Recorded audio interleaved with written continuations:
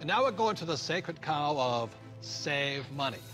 And in 1971, President Nixon took the dollar off the gold standard, basically took the world off the gold standard, and money was no longer money. So people are no longer saving money. So just to reiterate again, this is $300, what an ounce of gold was worth in the year 2000. So Kim, lift that. Okay.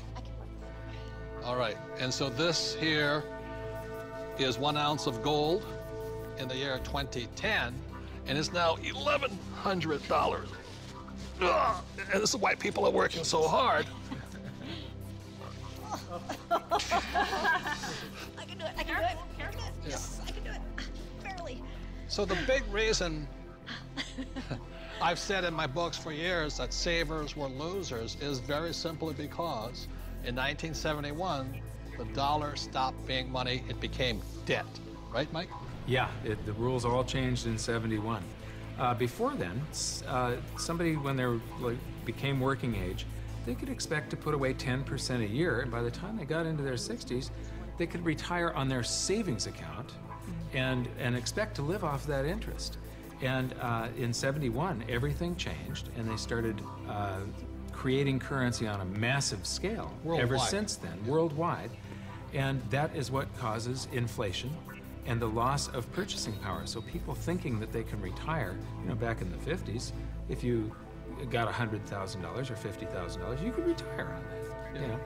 So for my mom and dad, you know, the World War II generation, the industrial age generation, it was very smart to save money. For our generation, the baby boom generation and on, saving money could be the most stupid thing you can do because the system is stealing your wealth through the very thing you work for, called money, which is not money anymore.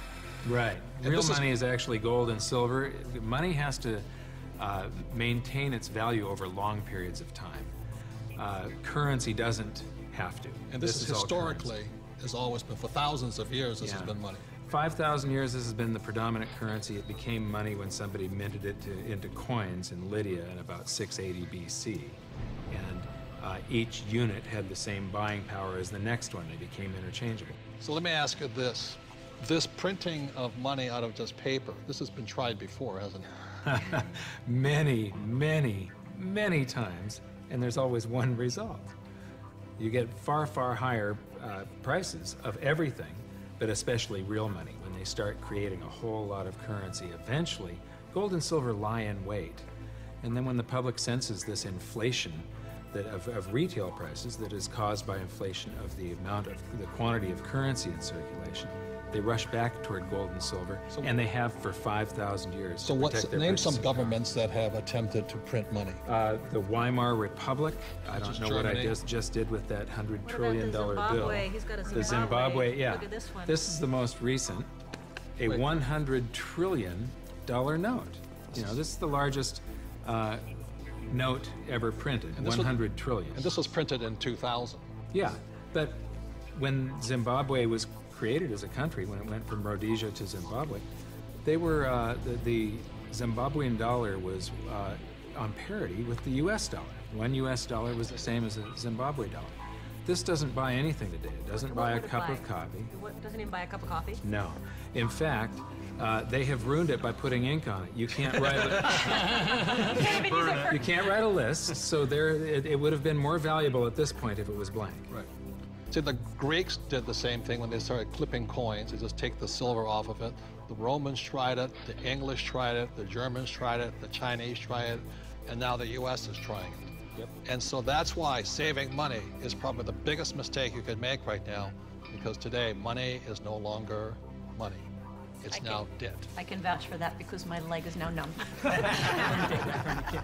So all currencies throughout the world are in trouble, the same way this Zimbabwe dollar is in trouble. And that's the problem with saving money.